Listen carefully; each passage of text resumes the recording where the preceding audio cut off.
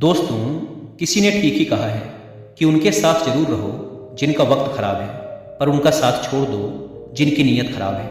आज की कहानी एक लड़के की है। एक 24 साल का लड़का जो कि एक जमींदार के यहाँ नौकरी करता था। उसके माँ बाप इस दुनिया में नहीं थे। जिंदगी बड़ी कठिनाइयों में बीत रही थी। वह जाता था, रोज पैसे कमाकर घर आता था, खाना बनाता था, खाता था और सो जाता था। यही उसकी दिनचर्या थी। एक शाम जब वह अपने काम से घर वापस लौट रहा था तो उसने देखा कि एक बूढ़े फकीर अपनी पीठ पर 3 बड़ी पोटली रखकर एक नगर से दूसरे नगर की तरफ जा रहे थे। वो देखने में काफ़ी बूढ़े लग रहे थे और वो काफ़ी देर से ऐसे ही सफ़र कर रहे थे और आखिरकार कुछ दूर और चलने के बाद वह चलते चलते थक कर एक पेड़ के नीचे आकर बैठ गए। तभी उनकी नज़र इस नौजवान युवक पर पड़ी जो कि उसी रास्ते पर जा रहा था और उसी दिशा में जा रहा था जिस दिशा में उन बूढ़े फकीर को जाना था। तभी वह लड़का उन बूढ़े फकीर के पास से होकर गुजरा। जैसे ही वह उनके पास से गुजरा तभी उन बूढ़े फकीर ने पीछे से आग्रह भरी आवाज़ में कहा, सुनो बेटा, क्या तुम मेरी थोड़ी सी मदद कर सकते हो? ये पोटलियाँ बड़ी भारी हैं और मैं बूढ़ा हो चुका हूँ। मैं ज़्यादा देर तक इनका बोझ नहीं उठा सकता और मैं बहुत थक भी चुका हूँ। तो क्यों ना तुम मेरी एक पोटली को उठा लो और इसे उस दूसरे गाँव तक पहुँचा दो। इसके बदले में मैं तुम्हें 2 सोने के सिक्के दूंगा। वह लड़का उन फकीर की सारी बातें सुनता है, फिर उनसे कहता है, कोई बात नहीं बाबा, मैं आपकी मदद करने के लिए तैयार हूँ। बताइए आपको कहाँ जाना है? ऐसा कहते हुए उस लड़के ने उन फकीर की एक पोटली उठा ली और उसे अपने कंधे पर रख लिया। जैसे उसने पोटली को कंधे पर रखा उसे आभास हुआ कि यह पोटली तो सच में बहुत भारी है। फिर वह लड़का और वह फकीर रास्ते में आगे की ओर बढ़ चले।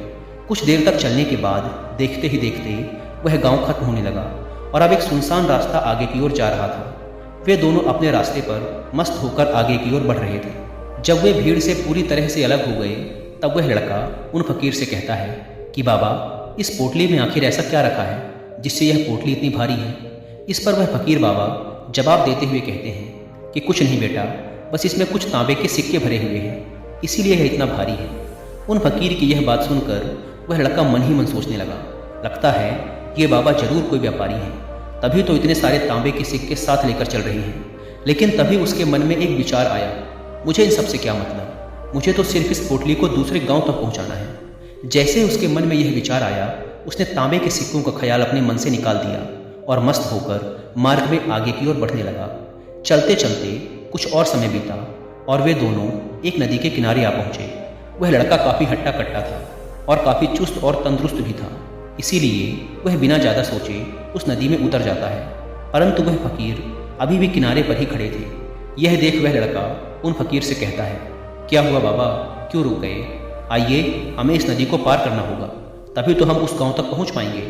इस पर वह फकीर उस लड़के से कहते हैं, मैं जानता हूँ बेटा कि हमें यह नदी पार करनी ही होगी, पर जैसा कि तुम देख ही रहे हो मैं अब बूढ़ा हो चुका हूँ, इसीलिए ये 2-2 पोटलियाँ एक साथ लेकर यह नदी पार नहीं कर सकता।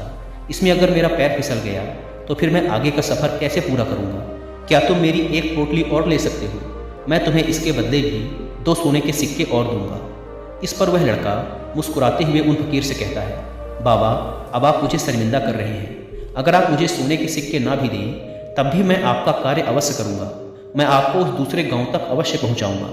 इस पर वह फकीर मुस्कुराते हुए कहते हैं, बेटा, तुम तो बड़े ही भले आदमी मालूम पड़ते हो।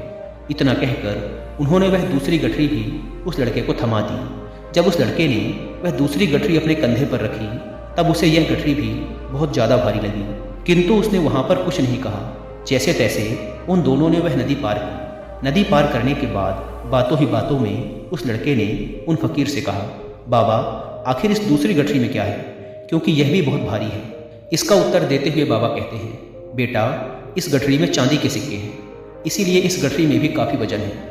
उन फकीर की ये सारी बातें सुनकर अब उस लड़के का दिमाग तेजी से काम करने लगा था। वह सोचने लगा, एक गठरी में तांबे के सिक्के हैं और दूसरी में चांदी के। ऐसा लग रहा है जैसे ये फकीर बाबा बड़ी दूर से आ रहे हैं और इन्होंने अपनी सारी जमीन जायदाद बेचकर यह सिक्के इकट्ठा किए हैं, इसीलिए तो यह इतना धन साथ लेकर चल रहे हैं। लेकिन वह लड़का उन फकीर बाबा से कुछ भी नहीं कहता और वे दोनों चुपचाप मार्ग में आगे की ओर बढ़ते चले जाते हैं। कुछ देर चलने के बाद आगे फिर एक सुनसान रास्ता आता है। उस सुनसान रास्ते पर आते ही उस नौजवान लड़के के मन में तरह तरह के विचार उठने लगे। वह सोचने लगा, अरे यह तो सुनसान रास्ता है, अगर मैं ये सिक्के लेकर यहाँ से भाग जाऊँ तो ये फकीर भला कब तक मेरे पीछे भागेंगे। मुझे नहीं लगता कि ये मुझे कैसे भी पकड़ पाएंगे, और यहाँ कोई है भी नहीं जो इनकी मदद कर पाए। और वैसे भी ये बहुत सारे सिक्के हैं, मैं इनसे एक अच्छी दुकान खरीद सकता हूँ और ख़ुद का व्यापार भी शुरू कर सकता हूँ। और वैसे भी ये बूढ़ा फकीर अब इस धन का क्या करेगा, इससे अच्छा तो मैं ही इसे ले लेता हूँ। वो लड़का ये सब सोच ही रहा था कि तभी उसे खुद पर आश्चर्य हुआ।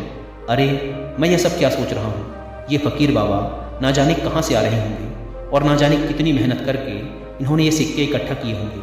मुझे इनका फ़ायदा नहीं उठाना चाहिए, नहीं नहीं, मुझे ऐसा नहीं करना चाहिए।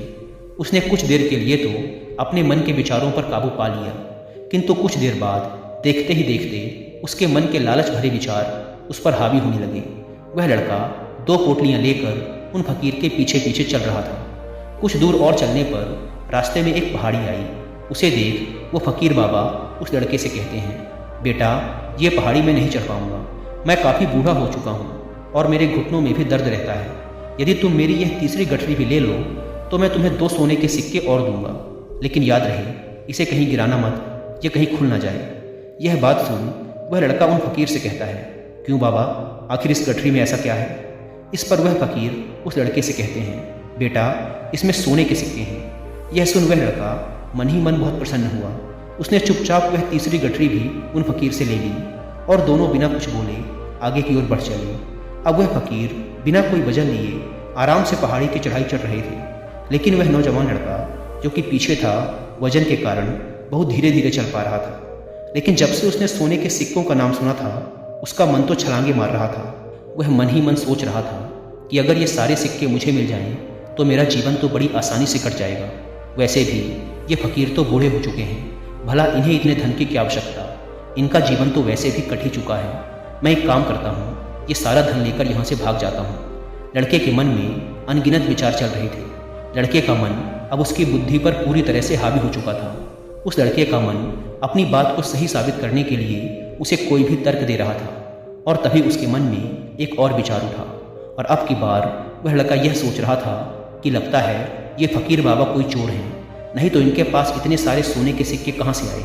अगर ये कोई व्यापारी होते तो ये इस तरीके से पैदल यात्रा तो नहीं करते, और अगर इनके पास इतना सारा धन था तो ये कोई ना कोई साधन भी अवश्य करते। लगता है ये कोई चोर है, और चोर का धन चोरी करने में भला कौन सी बुराई। यह सोचता हुआ वह लड़का अब काफ़ी तेजी से ऊपर की ओर चढ़ रहा था, और देखते ही देखते वह फकीर से आगे भी निकल गया। वह यह सोच रहा था कि जैसे ही इस पहाड़ी की चढ़ाई खत्म होगी और ढलान आएगी, मैं इन तीनों पोटलियों को लेकर भाग जाऊंगा, जिसके बाद ये सारा धन मेरा हो जाएगा और मेरी गरीबी भी हमेशा हमेशा के लिए खत्म हो जाएगी। मेरे पास बहुत सारा धन होगा, फिर मैं जो चाहूँगा वो कर पाऊँगा। ये सब सोचते सोचते वो पहाड़ी की चोटी पर पहुँच गया, और अब ढलान का रास्ता शुरू होने वाला था। तभी वह लड़का उन फकीर की नज़रों से बचता हुआ तीनों गठरियाँ लेकर तेजी से भागता हुआ आगे निकल गया। अब उसे अपना शरीर बहुत हल्का महसूस हो रहा था, जैसे कि उसे उन तीनों गठरियों का वजन तक न मालूम पड़ रहा हो। काफ़ी देर तक दौड़ते भागते, लोगों की नज़रों से बचते बचाते वह सुनसान रास्तों से होता हुआ किसी तरह अपने घर पहुंचा। उसकी खुशी का कोई ठिकाना नहीं था। उसने सोचा, क्यों ना मैं जल्दी जल्दी इन सभी पोटलियों से सारे सिक्के निकाल कर उन्हें कहीं छुपा दूँ। यह सोचकर जब उसने गठरी खोली तो पहली गठरी में उसे जंग लगे हुए लोहे के सिक्के मिले। यह देखकर उसे अपनी आंखों पर विश्वास नहीं हुआ। इस पर उसने तुरंत ही दूसरी गठरी भी खोल डाली। इस पर भी उसे जंग लगे हुए लोहे के सिक्के ही मिले। यह सब देखकर वह लड़का बड़ा हैरान हुआ। उसने मन ही मन कहा, आखिर यह सब क्या हो रहा है। उन फकीर ने तो मुझसे कुछ और ही कहा था। अब उसने वह तीसरी सोने वाली गठरी खोली, उसमें भी लोहे के जंग लगे सिक्के ही निकले। यह देखकर वह लड़का बड़ा क्रोधित हुआ। आखिर उन फकीर ने मुझसे झूठ क्यों कहा। उन्होंने ऐसा क्यों कहा कि एक गठरी में तांबे के सिक्के हैं, दूसरी में चांदी के और तीसरी में सोने के। वह यह सब सोच ही रहा था कि तभी उसकी नज़र उस गठरी के अंदर पड़े एक पत्र पर पड़ी। उसने तुरंत वह पत्र उठाया और पढ़ने लगा। उस पत्र में लिखा था, यह पूरा नाटक एक ईमानदार व्यक्ति की खोज करने के लिए रचा गया है।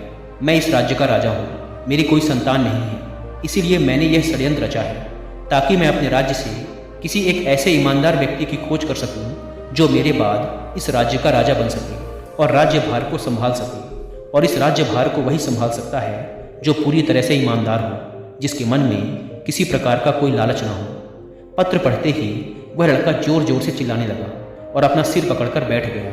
वह यह जानता था कि अगर वह अपने मन के विचारों पर नियंत्रण कर लेता तो उसका जीवन बदल सकता था, लेकिन अफसोस कि वह अपने मन के विचारों पर नियंत्रण नहीं कर पाया। दोस्तों, महात्मा बुद्ध कहते हैं कि विचार ही सब कुछ है। जैसा हम सोचते हैं वैसे ही बन जाते हैं। इसीलिए हमारा सबसे बड़ा दुश्मन भी हमें उतना नुकसान नहीं पहुंचा सकता जितना कि हमारे मन के ये अनियंत्रित विचार पहुंचा सकते हैं। महात्मा बुद्ध कहते हैं कि अपने मन को ध्यान से देखो। हमारे मन में जो विचार चलते हैं वही विचार शब्द बनते हैं और विचार ही कर्म के रूप में प्रकट होते हैं। बार बार दोहराने पर कर्म आदत में बदलता है और समय के साथ धीरे धीरे यह आदतें हमारे चरित्र का गठन करती हैं और आगे चलकर यही चरित्र हमारे भाग्य का निर्माण भी करता है। इसीलिए हमारा अपने विचारों के प्रति सजग रहना बेहद आवश्यक है। हमारा जागरूक रहना बेहद आवश्यक है। हमारा इस पर ध्यान देना जरूरी है कि हमारे मन में किस तरह के विचार उठ रहे हैं। आगे महात्मा बुद्ध कहते हैं कि कमजोरी हमेशा छोटे विचार से शुरू होती है। छोटा विचार एक बीज की तरह होता है और अगर समय रहते इस विचार रूपी बीज को नष्ट ना किया जाए तो यह छोटा सा विचार बहुत ही जल्द एक विशाल वृक्ष का रूप ले लेता है और हमारी बुद्धि की सोचने और समझने की क्षमता को पूरी तरह से नष्ट कर देता है। इसीलिए जब हमारे मन में पहली बार कोई गलत विचार जन्म ले तभी उसे जड़ से उखाड़ देना चाहिए, अन्यथा वह बहुत ही जल्द एक विशाल वृक्ष का रूप ले लेगा और हमें किसी न किसी गलत राह पर ढकेल ही देगा। फिर हम चाह कर भी उसे रोक नहीं पाएंगे। लेकिन अब प्रश्न ये उठता है कि हम अपने मन के विचारों को कैसे नियंत्रित करें। हमारा मन तो इतना शक्तिशाली है, इतना चंचल है कि वह किसी न किसी तरीके से हम पर हावी हो ही जाता है। हम चाह कर भी उस पर नियंत्रण नहीं रख पाते। इस प्रश्न के उत्तर में महात्मा बुद्ध हमें दो बातें बताते हैं। पहली बात, सही इरादा विकसित करो। कई बार आपने देखा होगा कि आप बोलना कुछ और चाहते हैं लेकिन बोल कुछ और देते हैं, क्योंकि आपके मन के भीतर जो कुछ बसा हुआ है वही आपके मुख से बाहर भी निकल रहा है। लेकिन जब हमसे वह गलती हो जाती है तो उसके बाद हमारा मस्तिष्क अच्छी तरह से काम करना शुरू कर देता है। हम अपने सोचने और बोलने के प्रति सजग हो जाते हैं और इसी अवस्था में हमें एहसास होता है कि हमसे गलती हो गई है और फिर हमारा मन दुखी हो जाता है, वह पश्चाताप से भर जाता है। और इस दुख और पश्चाताप से बचने के लिए महात्मा बुद्ध हमें सही इरादा विकसित करने के लिए कहते हैं। और ऐसा करने के लिए जब भी आप कोई कार्य करने जा रहे हों तो सबसे पहले आपको स्वयं से पूछना चाहिए कि जो कुछ भी मैं करने जा रहा हूँ इसके पीछे मेरा इरादा क्या है। क्या मैं दूसरों को दुख पहुँचाना चाहता हूँ, दूसरों को नीचा दिखाने जा रहा हूँ, या मुझे दूसरों को और खुद को ऊपर उठाना है।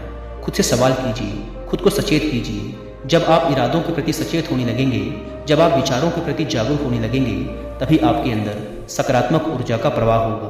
तभी आप सकारात्मक इरादों से जुड़ने लगेंगे और आपके अंदर बैठी हुई नकारात्मक ऊर्जा और नकारात्मक इरादे दिन प्रतिदिन कम होने लगेंगे। परंतु स्मरण रहे, आपको यह हर दिन करना होगा और आपको हमेशा इस बात का ध्यान रखना होगा कि आपको केवल अच्छा सोचना है और आपके इरादे हमेशा सही होने चाहिए। तभी आप दुख और तकलीफ़ों से बच सकते हैं, अन्यथा आप इसी तरह दुख और तकलीफ़ों से घिरे ही रहेंगे और आप कभी भी इससे बाहर नहीं निकल पाएंगे। दूसरी बात, विचारों के प्रति जागरूकता विकसित करो, जिससे आपका मन धीरे धीरे शांत होने लगेगा और आपके मन में बसी हुई सभी नकारात्मक ऊर्जाएं, सभी नकारात्मक विचार खत्म होने लगेंगे और आप शांति की दिशा में आगे बढ़ेंगे। और आपको इसके लिए सिर्फ इतना ही करना है कि इस पल में जो कुछ भी घटित हो रहा है आपकी आंखों के सामने, आपके अंदर जो कुछ भी जैसा भी चल रहा है, बस उसे देखते रहना है। अपने मन के अच्छे बुरे विचार, अपनी भावनाओं और यादों पर बिना कोई प्रतिक्रिया दिए बस उन्हें देखते रहना है, जिससे आपके मन के सारे विचार देखते ही देखते खत्म होने लगेंगे। आपका मन खाली होने लगेगा। इसके बाद आप न केवल नकारात्मक विचारों से बच सकते हैं, बल्कि आप बहुत सी दुख और तकलीफ़ों से भी दूर रह सकते हैं। इसीलिए तथागत बुद्ध कहते हैं कि जो स्वयं को देखता है वही सबसे बड़ा तपस्वी है। अर्थात जो अपने मन में चल रहे विचारों को सिर्फ देखता है और उन पर कोई भी प्रतिक्रिया नहीं करता, सिर्फ उन्हें देखता है और समझता है, वास्तव में वही अपने मन पर नियंत्रण भी कर सकता है और वही अपना जीवन सुखी और खुशहाली के साथ जी सकता है। इसीलिए यदि आप भी अपने जीवन को सुखी और खुशहाल बनाना चाहते हैं तो आपको अपने मन पर नियंत्रण साधना ही होगा, अपने मन में चल रहे विचारों के प्रति जागरूक होना ही होगा और अपने मन को खाली करना ही होगा। दोस्तों, उम्मीद है कि आपको इस वीडियो से बहुत कुछ सीखने को मिला होगा और इस वीडियो को लाइक करो ताकि वीडियो को और भी लोगों तक पहुंचाए। दोस्तों, आपने आज के इस वीडियो से क्या सीखा वह मुझे आप कमेंट में बता सकते हैं। इसी के साथ में उम्मीद है कि आपको आज की वीडियो पसंद आई होगी। चैनल को सब्सक्राइब करें। तो चलिए फिर मिलते हैं ऐसी एक और नई वीडियो में एक नए मैसेज के साथ। तब तक के लिए अपना ख्याल रखें। धन्यवाद।